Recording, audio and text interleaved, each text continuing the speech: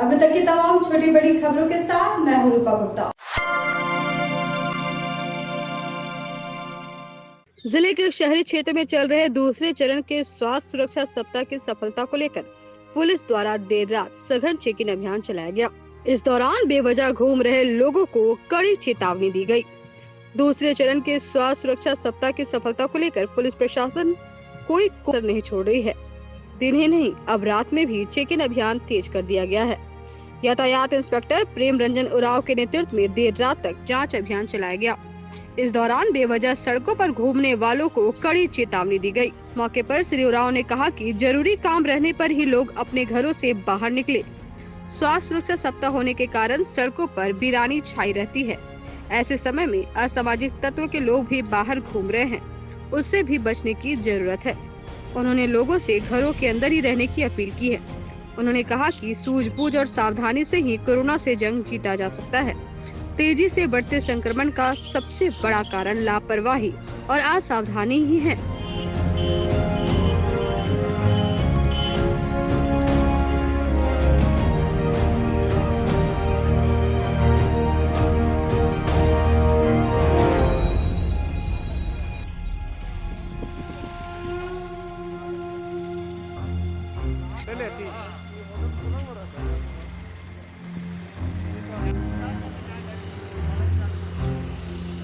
अभी निकलेगा नहीं। 2 बजे तक घर ऑफिस भी बंद हो जा रहा है। ऑफिस कैसे खुला? कहा जा रहा है कि लॉकडाउन के दौरान में जो सुरक्षा सप्ताह कोविड-19 को लेकर की जा रही है, इसमें अनावश्यक लोग घूम फिर रहे हैं। 4 व्हीलर में, चाहे 2 व्हीलर में, ऐसे लोगों से पूछताछ की जा रही है कि आप किस कारण से घूम रहे हैं। साथ ही ऐसे मौका का गलत फायदा लोग कुछ क्रिमिनल उठाते हैं जो घूमते फिरते हैं। वैसे लोगों को रोक टोक करने के लिए हम लोग सबको रोक रहे हैं, पूछ रहे हैं, ताकि अनावश्यक लोग ना घूमें। अनावश्यक प्रोसीजर लेके नहीं अभी चलें। जो जिनको ज़रूरत है वो जाएं, लेकिन कुछ अवांछित लोग भी घूमते हैं। वैसे लोग को रोकने के लिए हम लोग यातायात पुलिस अभी नटराज चौक, अम्बेडकर चौक में ये चेकिंग लगाए हैं। गांव थानेदार सूरज कुमार बुधवार को एक्शन मोड में दिखे और बाजार में कोरोना गाइडलाइन को सख्ती से पालन कराने के लिए सड़क पर उतरे एवं अनावश्यक रूप से खुली आधा दर्जन से अधिक दुकानों को बंद कराया। इस दौरान उन्होंने 4 दुकानदारों को भी गाइडलाइन उल्लंघन के आरोप में पकड़कर थाने ले गई। उन्होंने बेवजह बाजार में तफरीह करने वाले लोगों को कड़ी फटकार लगाई व लाठी डंडे भी बरसाए। बाद में उन्होंने साप्ताहिक हाट बाजार में भीड़ लगाकर खाद्य सामग्री एवं सब्जी एवं श्रृंगार के सामान बेचने वालों को भी खदेड़ा। उन्होंने कहा कि किसी भी सूरत पर इस संकट काल में नियमों को ताक पर रखकर दुकान चलाने वालों को छोड़ा नहीं जाएगा।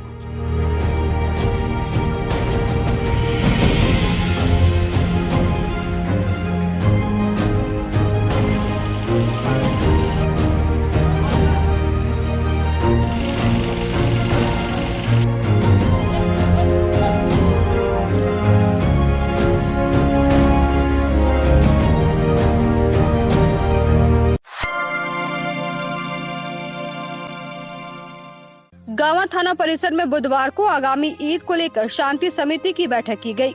बैठक की अध्यक्षता गांवा थाना प्रभारी सूरज कुमार ने की।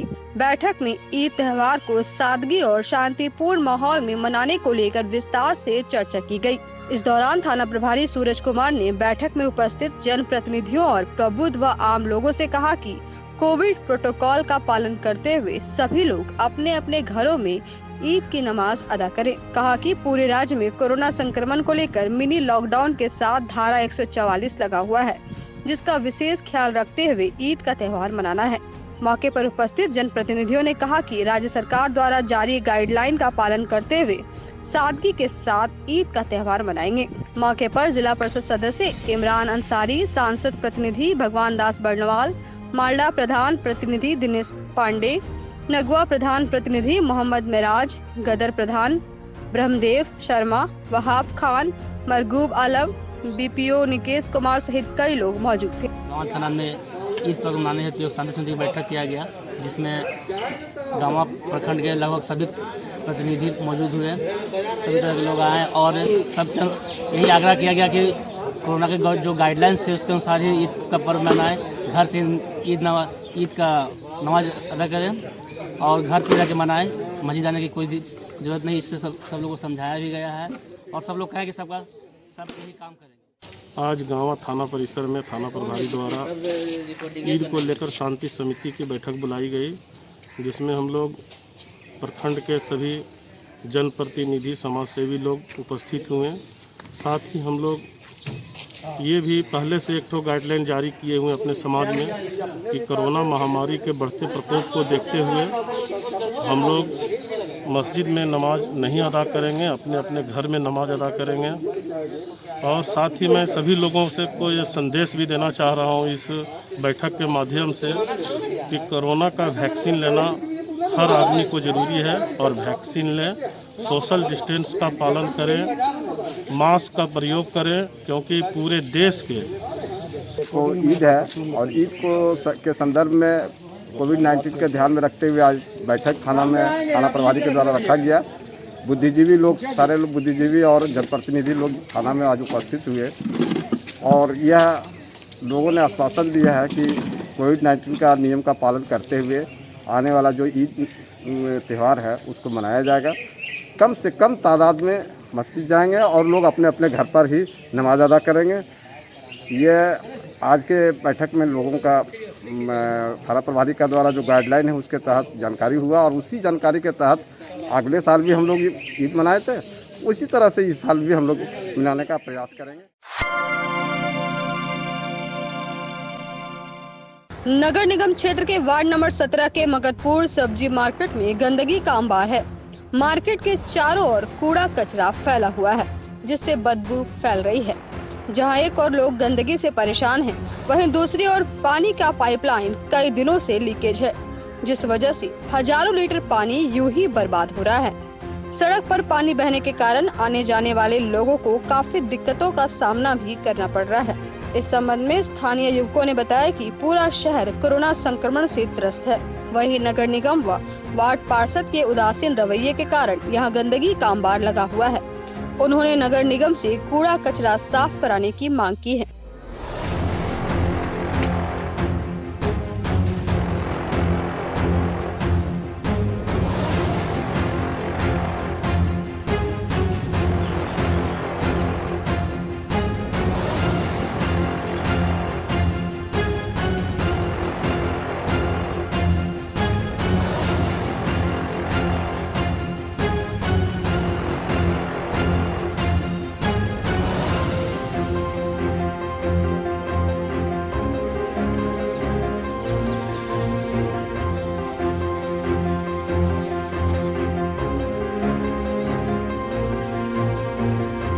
ये जो देख रहे हैं पानी है जो लीकेज है करीब 1-2 महीना से है, ना इससे प्रशासन का कोई ध्यान है ना ही स्थानीय लोगों का।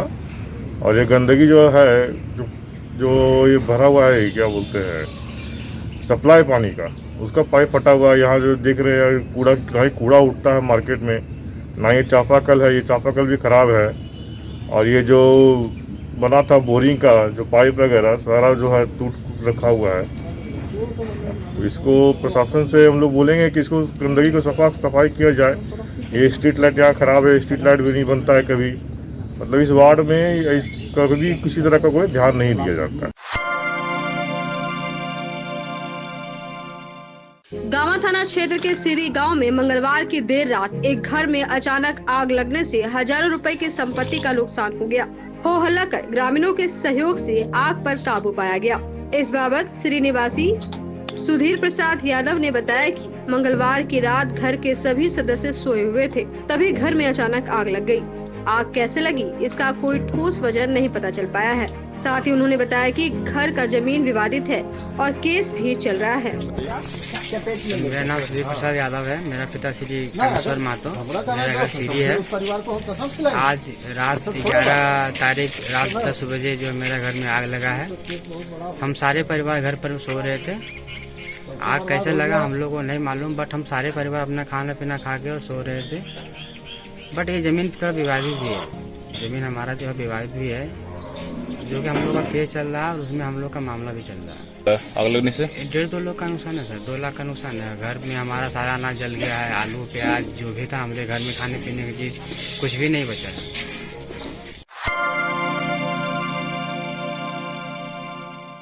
राजकुमार यादव ने तीसरी प्रखंड के तीसरी सामुदायिक स्वास्थ्य केंद्र हॉस्पिटल का बुधवार को कोविड-19 से निपटने की तैयारियों को लेकर ओटी, कोविड वार्ड, प्रसूति गृह सहित ऑक्सीजन की निरीक्षण करते हुए व्यवस्था का जायजा लिया, जिसमें 5 ऑक्सीजन सिलेंडर उपलब्ध थे और रेगुलेटर सिर्फ एक ही था, जिसके कारण पूर्व विधायक राजकुमार यादव विफल और जिला चिकित्सा पदाधिकारी से बात कर अविलंब रेगुलेटर उपलब्ध कराने को कहा, जिस पर सीएस ने असमर्थता जताई। रेगुलेटर के अभाव में ऑक्सीजन सिलेंडर हाथी का दांत बना हुआ है।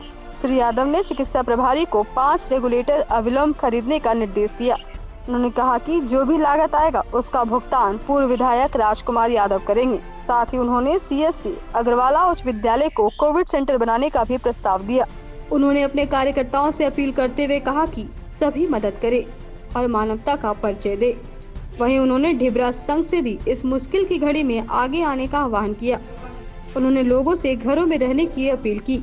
मौके पर धर्मेंद्र यादव, मन्नू यादव, उस्मान अंसारी, मुन्ना राणा सहित कई कार्यकर्ता उपस्थित थे। तीसरी जैसे इलाके में यहाँ एक कोविड सेंटर का होना बहुत ही जरूरी था, जो नहीं है। और अफसोस है कि यहाँ के माने विधायक दल के नेता बाबूलाल मरांडी पूर्व मुख्यमंत्री हैं, और तीसरी में जब मैं एमएलए था उस समय 5 से 6 डॉक्टर यहाँ उपलब्ध कराए थे। आज मात्र तीसरी के हॉस्पिटल में एक चिकित्सक और एक चिकित्सक गंगरीपुरा में, और 2 चिकित्सकों के बल पर पूरा तीसरी को चलाया जा रहा है, जो कहीं से भी न्याय उचित नहीं है। इसलिए सबसे पहले कि यहाँ जो है सो चिकित्सक उपलब्ध कराया जाए। दूसरी बात है कि कोविड सेंटर यहाँ से एक अलग खोला जाए।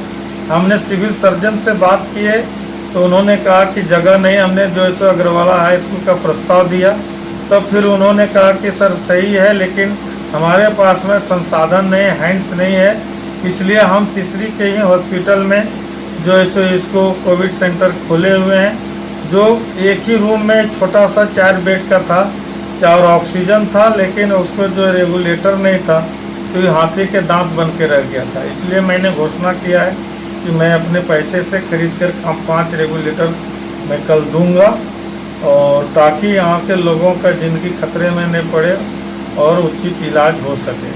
दूसरी बात है, एक टेक्नीशियन का और ज़रूरत है, क्योंकि कोविड-19 के जांच के बावजूद भी मलेरिया, टाइफाइड और तमाम तरह के जो इलाज और जो जांच होनी चाहिए, इसके लेकर के भी एक टेक्नीशियन की मांग करते हैं। और ये तमाम चीज़ें होने के बावजूद भी यहाँ पर मतलब जो है चाहिए कि सरकार को विशेष ध्यान दे करके तीसरी के हॉस्पिटल को मतलब जो है संसाधन युक्त किया जाए।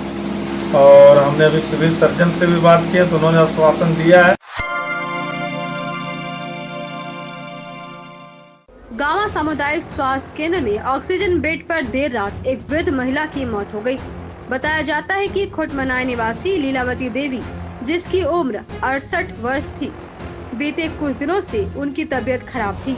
सोमवार को अचानक उन्हें सांस लेने में तकलीफ होने पर गांवा सामुदायिक स्वास्थ्य केंद्र ऑक्सीजन बेड पर लाकर भर्ती कराया गया, जहां मंगलवार को उनका ऑक्सीजन लेवल काफी कम हो गया, जिससे उनकी तबीयत बिगड़ने लगी, जिसके कारण गांवा से उन्हें गिरिडीह रेफर कर दिया गया, लेकिन उन्हें एम्बुलेंस नहीं मिला। 108 एम्बुलेंस पर कॉल करने के बाद भी उन्हें सेवा नहीं मिली, जिसके कारण उनकी मौत हो गई। इधर घटना के दूसरे दिन बुधवार को कांग्रेस के अल्पसंख्यक सचिव महबूब आलम समेत 5 सदस्यीय टीम ने ऑक्सीजन वार्ड का अवलोकन किया और विधि व्यवस्था का जायजा लिया। उन्होंने गांवा अस्पताल में मुख्यमंत्री विशेष योजना के तहत आवंटन एम्बुलेंस में ऑक्सीजन समेत अन्य समुचित सुविधाओं को उपलब्ध कराने की उपायुक्त से मांग की। इधर इस संबंध में चिकित्सा प्रभारी डॉक्टर अरविंद कुमार ने कहा कि एम्बुलेंस की सेवा नहीं मिलने से महिला की मौत की कोई सूचना नहीं है। ऑक्सीजन लेवल कम होने पर महिला को रेफर किया गया था, लेकिन एम्बुलेंस नहीं मिलने से उसकी मौत हुई है। यह आरोप गलत है। सोशल मीडिया के माध्यम से और लोगों के माध्यम से पता चल रहा था कि ऑक्सीजन के अभाव में और एम्बुलेंस के अभाव में एक महिला की मौत हो गई आज सुबह, जो कि यहाँ आने पर पता चला कि कल शाम में हुआ है। तो यहाँ आने पर हम लोगों ने कांग्रेस का एक टीम गठन किया इस प्रखंड अंतर्गत, और हम लोगों ने कोविड हॉस्पिटल जो यहाँ 10 बेड का चल रहा है उसका निरीक्षण किया, जिसमें पाया कि जो भी स्टाफ है वो सारे स्टाफ यहाँ पे मौजूद है और सारे लोग कार्यरत हैं, सारे लोग काम कर रहे हैं। यहाँ अभी 2 पेशेंट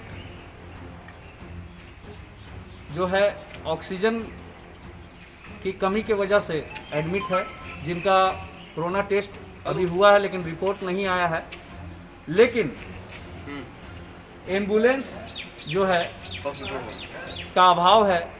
एम्बुलेंस जो है वो मुख्यमंत्री विशेष योजना के तहत यहाँ 2015-16 के रीजन में यहाँ मुख्यमंत्री विकास योजना के तहत एक एम्बुलेंस